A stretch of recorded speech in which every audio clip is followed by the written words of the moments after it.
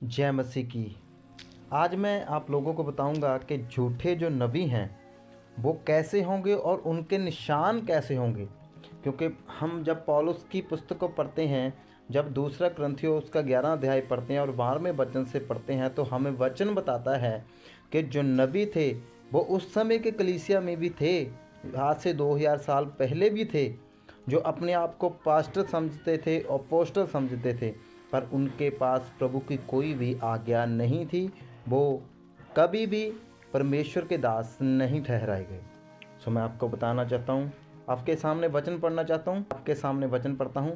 परंतु जो मैं करता हूँ वही करता रहूँगा, कि जो लोग दाब ढूंढते हैं उन्हें मैं दाब पाने ना दूंगा, ताकि जिस बात में वह घमंड करते हैं उसमें वे हमारे ही समान ठहरें। यहाँ पर वचन बताता है कि पौलुस उनको बता रहा है, उनके लिए बोल रहा है जो वैसे नबी थे। पौलुस कह रहा है कि वो मेरे पर दाब ढूंढ रहे हैं कि हम इसमें कोई गलती पकड़ें, और हम इसमें कोई गलती पकड़ें और इसको दोषी ठहराएं, या कुछ भी बोल लीजिए कि वो कोई दाब पकड़ रहे थे पौलुस का। पर पौलुस यहाँ पर कहते हैं कि जिस बात में वह घमंड करते हैं कि हम सच्चे हैं, कि हम प्रभु की ओर से हैं, वो घमंड करते थे उस वक्त भी। और पौलुस कहता है कि उसमें वे हमारे ही समान ठहरें। पौलुस डांट लगा रहा है, मतलब बता रहा है कि वो पहले हमारे ही समान ठहरें तो फिर बात बने, मतलब कि सच्चे दास और सही दास। मैं आगे आपको बताना चाहता हूँ। पौलुस लिखते हैं, क्योंकि ऐसे लोग झूठे प्रेरित और छल से काम करने वाले और मसीह के प्रेरितों के रूप धरने वाले हैं।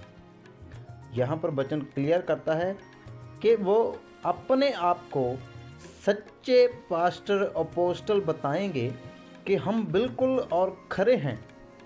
आगे मैं आपको ये भी क्लियर करूँगा कि जो सच्चे दास हैं उनके निशान क्या हैं।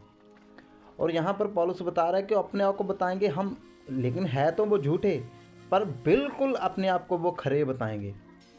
यहाँ पर लिखा है, क्योंकि ऐसे लोग झूठे प्रेरित और छल से काम करने वाले और मसीह के प्रेरितों के रूप धरने वाले हैं। मतलब कि आपको लगेगा उनके वचन से कि सचमुच ये तो परमेश्वर के सच्चे दास हैं, और आप उनके विश्वास में ही फंस जाओगे। तो आगे मैं आपको वचन बताना चाहता हूँ, और यह कुछ अचंभे की बात नहीं, क्योंकि शैतान आप भी ज्योतिमय स्वर्गदूत का रूप धारण करता है। जहाँ पर इस वचन का मतलब ये है, इसका मतलब ये नहीं कि कोई शैतान उतरे और वो सफ़ेद वस्त्र पहनकर आपके पास आए और कहे कि मैं परमेश्वर का स्वर्गीय दूत हूँ। ऐसी बात नहीं है बिल्कुल भी। और ये ऐसी बात है कि वह शैतान के दूत होंगे और अपने आप का ऐसा रूप धारण कर लेंगे कि अपने आप को खरे बताएंगे, सच्चे बताएंगे। उनकी बातों से आपको लगेगा कि बिल्कुल ये खरे अपोस्टल पास्टर हैं और ये खुदा की ओर से हैं। ये रूप की बात कर रहे हैं वो। अंदर से रूप तो उनका और है, पर बाहर से वो महिमामय रूप के हो जाएंगे कि आपको बिल्कुल खरे और सच्चे लगेंगे, और आप धोखा खा जाओगे, उनकी शिक्षा में फंस जाओगे, और जहाँ वो जाएंगे आपको भी वहीं पर जाना पड़ेगा जब न्याय होगा परमेश्वर का। सो आगे वचन मैं आपको पढ़ाना चाहता हूँ। इसलिए यदि उनके सेवक भी धार्मिकता के सेवकों जैसा रूप धरें तो कुछ बड़ी बात नहीं। यहाँ पर वचन बताता है कि शैतान के सेवक भी अगर सच्चे अपोस्टल, सच्चे दास का रूप धरें, मतलब कि वो ऐसे सच्चाई से चलना शुरू करें कि आप उन्हें पहचान ही नहीं सकते। वो अपने आप को खरे कहेंगे, सच्चे कहेंगे। और वचन बताता है कि ऐसी कोई बड़ी बात नहीं, क्योंकि मुंह से सच्चा बनना कोई बड़ी बात नहीं होती। मुंह से हर कोई सच्चा बन सकता है, लेकिन उसके काम बताते हैं कि वह सच्चा है जान नहीं। और आगे वचन पढ़ता हूँ मैं आपके लिए, कुरिन्थियों उसका 11 अध्याय और उसका 15वां वचन पढ़ रहा हूँ अभी मैं। तो कुछ बड़ी बात नहीं, परंतु उनका अंत उनके कामों के अनुसार होगा। यहाँ पर वचन बताता है कि शैतान के दूत बनना कोई बड़ी बात नहीं, उनके काम करना कोई बड़ी बात नहीं। वो सच्चे बन जाएं कोई बड़ी बात नहीं, पर होंगे झूठे। पर वचन बताता है कि उनका न्याय उनके कामों के अनुसार होगा, और वह जहाँ पर उनकी जगह ठहराई गई है वो वहाँ पर ही जाएंगे। पर जो उनके पीछे लोग लग जाएंगे ना, उनका न्याय जरूर होना होगा, क्योंकि वह उनकी शिक्षा पर चलेंगे जो गलत होगी, उनकी बातों पर चलेंगे जो गलत होंगी उनकी। आपको भरमाएंगे, वो आपको कहेंगे जो मसीह के खरे वचन हैं उनमें वो मिलावट करेंगे।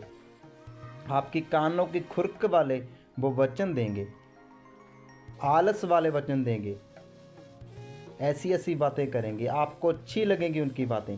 पर जो परमेश्वर के सच्चे दास होंगे वो थोड़े से कठोर वचन देंगे, लेकिन वो खरियाई और सच्चाई से चलने वाले होंगे, ताजो न्याय के दिन आप पर कोई दोष ना आए। सो आप प्रभु में खरे चलें, सच्चे दासों के पीछे चलें। अब मैं आपको बताना चाहता हूँ कि सच्चे दास की निशानी क्या है। यहाँ पर प्रभु कहते हैं कि जो मेरे सच्चे दास होंगे उनमें क्या निशान होंगे, अभी मैं आपको बताना चाहता हूँ।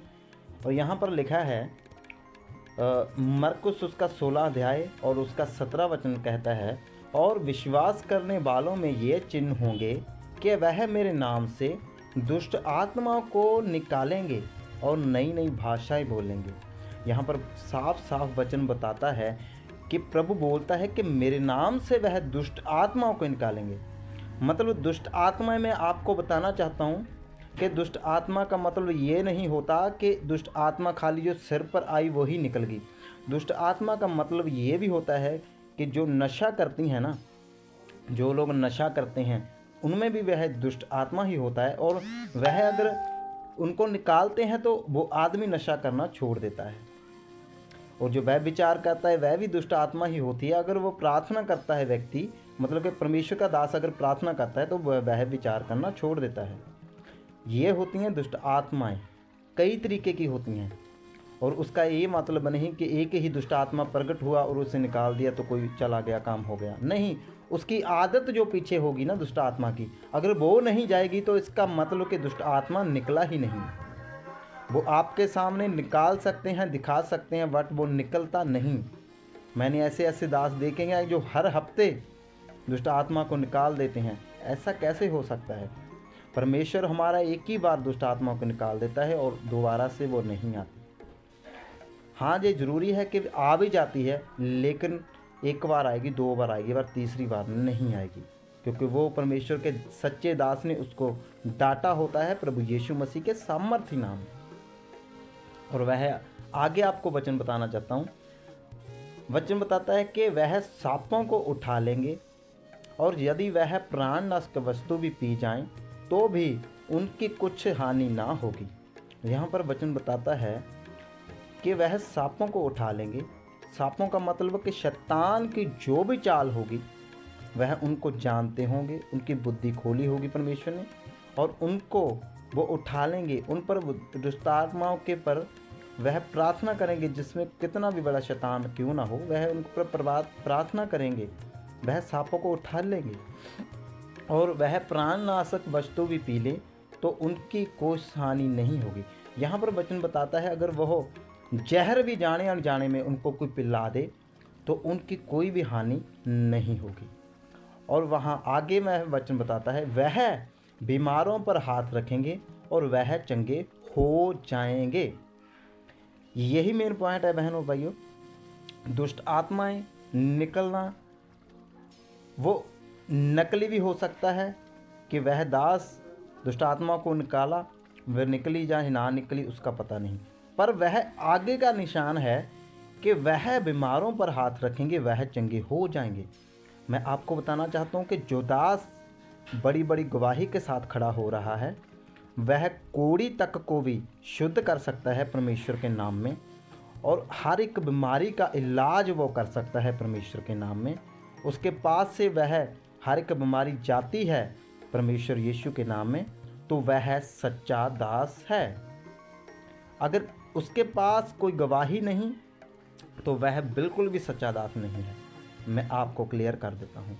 जिसके पास से कोई भी बीमारी चंगी नहीं हो रही, कोई भी उसके पास चंगा नहीं हो रहा, वह सच्चा दास बिल्कुल नहीं। उसको आपको जांचने की ज़रूरत है वचन के अनुसार।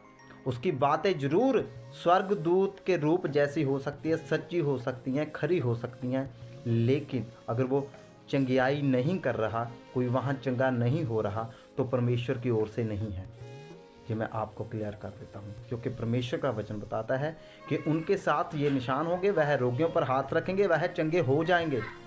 अगर वहाँ चंगा कोई नहीं हो रहा तो वह परमेश्वर की ओर से नहीं। सो सबको जय मसीह की।